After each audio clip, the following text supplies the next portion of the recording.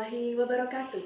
Perkenalkan, nama saya Lainatul Badriah dengan nomor induk mahasiswa 2011-8038. Di sini saya akan presentasikan makalah kami dari kelompok 11 tentang modul kelas online atau e-learning.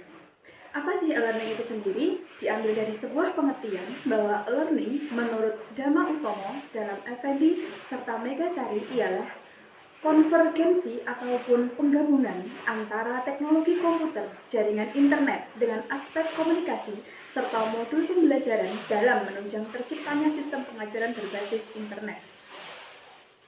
Sedangkan menurut Jaya Kumar, mendefinisikan e-learning sebagai sembarang pengajaran serta pendidikan yang memakai rangkaian elektronik seperti LAN, WAN, ataupun internet untuk mengantarkan isi pendidikan, interaksi, ataupun tutorial. Sehingga dapat disimpulkan menurut pandangan kami, e-learning itu adalah proses belajar mengajar yang melibatkan penggunaan perangkat elektronik untuk membuat, mempromosikan, menyampaikan, mengevaluasi, dan mempromosikan proses pengajaran yang berpusat pada siswa, komunikasi interaktif kapanpun dan dimanapun. Sedangkan poin yang kedua yaitu ciri-ciri pembelajaran e-learning. Yang pertama, dalam pembelajaran e-learning tidak tergantung pada lokasi, ruang, dan waktu. Yang kedua, memiliki konten yang berkaitan dengan tujuan pembelajaran. Yang ketiga, menggunakan metode pengajaran seperti memperkenalkan contoh dan latihan untuk meningkatkan pembelajaran. Yang keempat, menggunakan elemen media seperti teks, gambar untuk menyampaikan materi pembelajaran. Dan selanjutnya, menetapkan pemahaman dan keterampilan yang berkaitan dengan tujuan pembelajaran untuk meningkatkan kinerja pembelajaran berbasis kelompok. Berdasarkan ciri-ciri di atas, maka dapat kami simpulkan bahwa e-learning itu mempunyai ciri-ciri suatu jaringan yang memungkinkan informasi atau materi pembelajaran dan informasi untuk diperbarui, disimpan, didistribusikan, dan dipertukarkan langsung serta disampaikan kepada pengguna akhir melalui teknologi dan difokuskan pada kegiatan belajar secara luas. Poin yang ketiga yaitu fungsi e-learning. Yang pertama sebagai suplemen atau tambahan. Siswa dapat memilih untuk menggunakan atau tidak menggunakan e-learning dalam pembelajaran mereka. Dengan kata lain, mereka tidak diwajibkan untuk mendapatkan materi e-learning. Meski bersifat opsional, mahasiswa yang menggunakannya pasti akan memiliki lebih banyak ilmu atau wawasan. Dikatakan bahwa jika siswa bebas memilih apakah akan menggunakan materi e-learning, maka dapat digunakan sebagai pelengkap atau suplemen.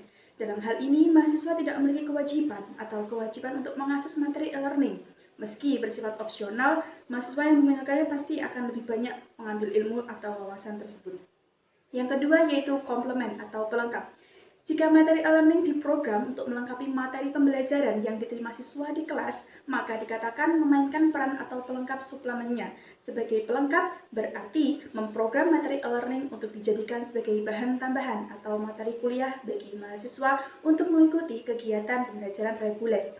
Yang ketiga yaitu sebagai substitusi atau pengganti.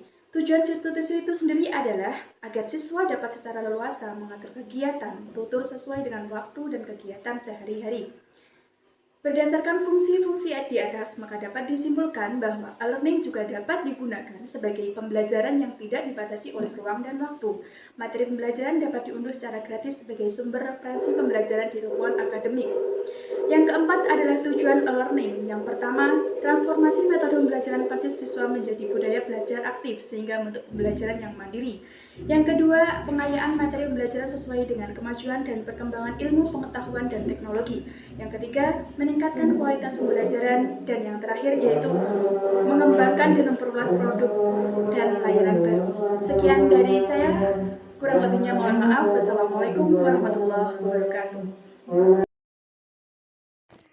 Assalamualaikum warahmatullahi wabarakatuh. Bismillahirrahmanirrahim. Perkenalkan saya Muhammad Widodo dengan nomor induk mahasiswa 201180360. Baik, saya akan melanjutkan penjelasan dari saudari Badriah tentang e-learning, yaitu poin yang selanjutnya tentang karakteristik dari e-learning. Yang pertama karakteristiknya ialah just in time. Maksudnya ialah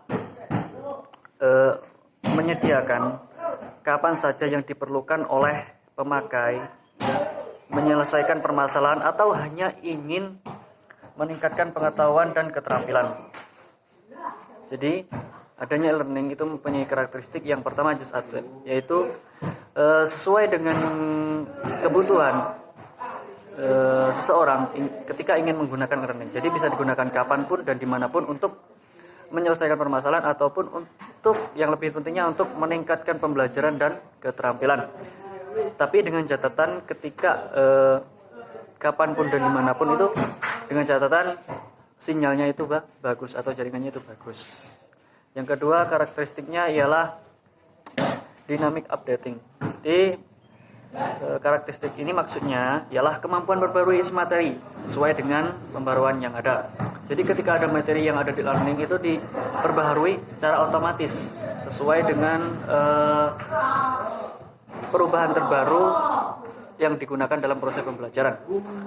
Yang selanjutnya ialah tentang manfaat adanya e-learning. Yang pertama untuk menunjang pelaksanaan proses belajar. Jadi dengan adanya learning untuk menunjang pembelajaran agar berjalan efektif dan juga menyenangkan serta tidak membosankan. Yang kedua ialah dapat meningkatkan daya serap mahasiswa atas materi yang diajarkan. Adanya learning itu mempunyai manfaat meningkatkan daya serap mahasiswa. Jadi daya serap mahasiswa itu dapat meningkat dengan adanya learning tentang pembelajaran. Yang selanjutnya ialah meningkatkan partisipasi aktif dari mahasiswa. Jadi dengan adanya learning, mahasiswa itu dapat berpartisipasi secara aktif di dalam forum yang ada di learning. Untuk penjelasan selanjutnya akan dilanjutkan oleh Saudari Indah Dwi Lestari.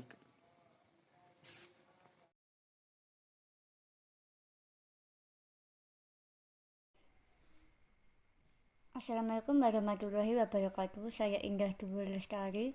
Saya akan menjelaskan tentang kelebihan e-learning dan kekurangan e-learning. Kelebihan e-learning ada 5. Yang pertama, adanya fasilitas yang disebut dengan e-moderate, yang dimana pengajar dan siswa dapat saling berkomunikasi dengan mudah dan cepat. Yang kedua, bahan-bahan pembelajaran dapat direview kapanpun dan dimanapun selama ada koneksi internet untuk mengaksesnya. Yang ketiga, adanya bahan pembelajaran yang terstruktur dan terjadwal dengan baik melalui internet serta kapanpun jika diperlukan. Yang keempat, dapat disesuaikan kapanpun melalui forum di internet antara pengajar dan siswa. Yang kelima, siswa dapat menjadi aktif dalam proses pembelajaran. Yaitu selanjutnya kekurangan e-learning ada 5. Yang pertama, kurangnya interaksi antara pengajar dan siswa atau bahkan antara siswa itu sendiri. Yang kedua, kecenderungan mengabaikan aspek akademik atau aspek sosial dan sebaliknya mendorong tumbuhnya aspek bisnis atau komersial. Yang ketiga, proses belajar mengajar cenderung ke arah pada pendidikan. Yang keempat, tidak semua dapat tersedia fasilitas. Yang kelima, kurangnya penguasaan bahasa komputer. Sekian dari kelompok kami, kurang dan lebihnya mohon dimaafkan. Wallahu muwaffiq ila aqwamit thoriq. Assalamualaikum warahmatullahi wabarakatuh.